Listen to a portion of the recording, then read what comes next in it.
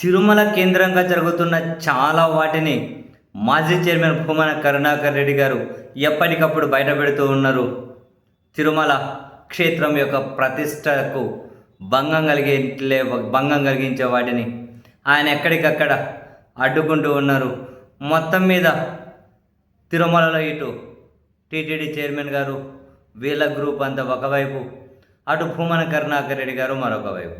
భూమన కరుణాకర్ రెడ్డి గారేమో మీడియా సమావేశం పెడతారు, ఆధారాలు చూపెడతారు, నీట్గా ప్రతిదీ కూడా ఏం జరుగుతుందో జనానికి వివరిస్తూ ఉంటారు. తనను వ్యతిరేకించి తిట్టే వాళ్ళే మాత్రం భూమన కరుణాకర్ రెడ్డి గారిని బూతులు తిడుతూ ఉంటారు.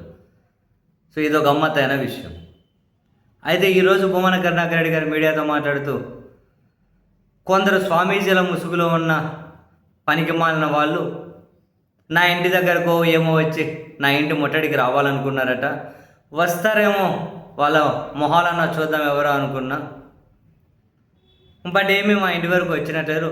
ఎక్కడో మరి భూమన కరుణాకర్ రెడ్డి గారికి క్షమాపణలు చెప్పాలని చెప్పి వాళ్ళేదో కాషాయం బట్టలు వేసుకొని గట్టిగా అరుస్తూ ఉన్నారు. కొన్ని ఛానళ్ళలో చూసాం, ఏదో రోడ్డు మీదకి వచ్చినట్టున్నారు. భూమన కరుణాకర్ రెడ్డి చెప్పిన ఎవరు వీళ్ళంతా ఏందని నేను చూస్తే ఏదో పేరు చెప్పారు, అట్లూరి నారాయణ అట, NTR Telugu Desam party NTR literature committee అట. ఆయన NTR literature committee, Telugu Desam party అనుబంధ విభాగం. ఈయన రోజు తిడుతూ ఉన్నారు. అసలు ఎవరైనా ఈయన కథ ఏంది అని చూస్తే, కొండ మీద ఈయనకు రోజుకి 20 టికెట్లు ఇస్తారట బ్లాక్లో అమ్ముకోమని సీఎం అన్నారు ఆయన భూమన కరుణాకర్ రెడ్డి గారు. ఇట్లా పనికి మాలిన వాళ్ళందరూ చాలా తీవ్రంగానే భూమన కరుణాకర్ రెడ్డి గారు అయితే విరుచుకుపడ్డారు. ఎవరికో మందు సరఫరా చేస్తారని రకరకాలేమి. ఇట్లాంటి పనికి మాలిన వాళ్ళందరూ తెలుగుదేశం పార్టీ కార్యకర్తల ముసుగులో స్వామీజీలు అని చెప్పి మాస్కులు కప్పుకొని వచ్చి నా మీదకు వస్తారు, మా ఇంటి మీదకి వస్తారంటే భయపడతారు అనుకుంటున్నారేమో. వీళ్ళందరినీ టీటీడీ చైర్మన్గా ఉన్న బిఆర్ నాయుడు గారు అదిగో ఇట్లా కొన్ని టికెట్లు బ్లాక్లో అమ్ముకొని అవకాశం ఇచ్చి వాళ్ళని ఉసిగొలుపుతూ ఉన్నారు.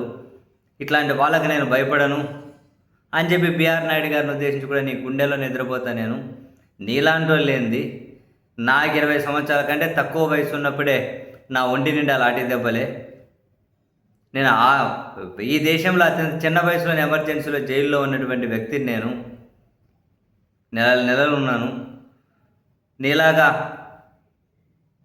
ఏవో అన్నాడు మరి, చీరలు అమ్ముకొని వాళ్ళని నేను మోసం చేసి పైకి వచ్చిన అనుకున్నావా?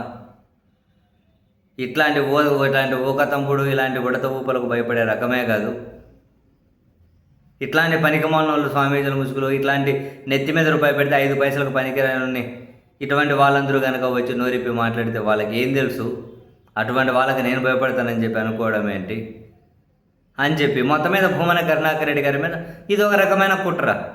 ఆయన క్యారెక్టర్ను బద్నాం చేయాలి, ఆయన ఏదో నెగిటివ్గా చిత్రీకరించాలి. ఎందుకు అని అంటే సింపుల్, ఆయన తిరుమల క్షేత్రంగా జరుగుతున్న చాలా విషయాలను బయటపెడుతూ ఉన్నారు.